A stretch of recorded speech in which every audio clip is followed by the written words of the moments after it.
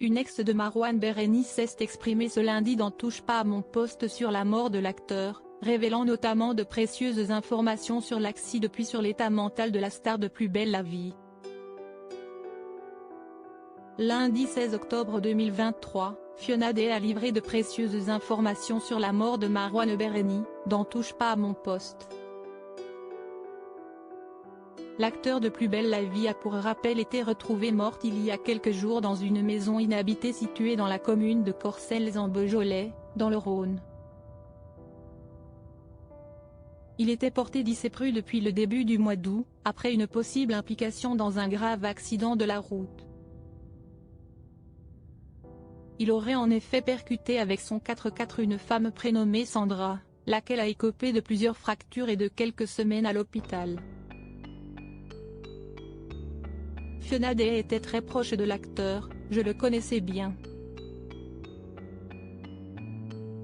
On a été très proches pendant quelques mois, on a eu une histoire. Cela faisait quand même des années que je ne l'avais pas vu, mais j'avais toujours de ses nouvelles parce qu'on a des amis en commun. Elle a ensuite révélé à Cyril Hanouna et sa bande le dernier appel que Marouane Berreni aurait reçu le lendemain de l'accident, à 13h38 exactement.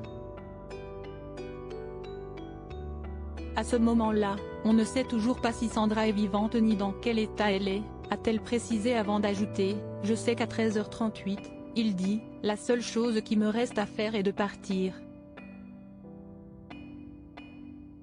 Ce sont des choses qui m'ont été répétées. » Fiona Day a également fait quelques révélations sur l'état mental de l'acteur les mois précédant le drame. Je parle en son nom, mais Marouane vivait avec la culpabilité de la mort de son frère, même s'il n'y est pour rien. Mais ne pas avoir réussi à protéger son petit frère, je pense que c'était déjà invivable pour lui.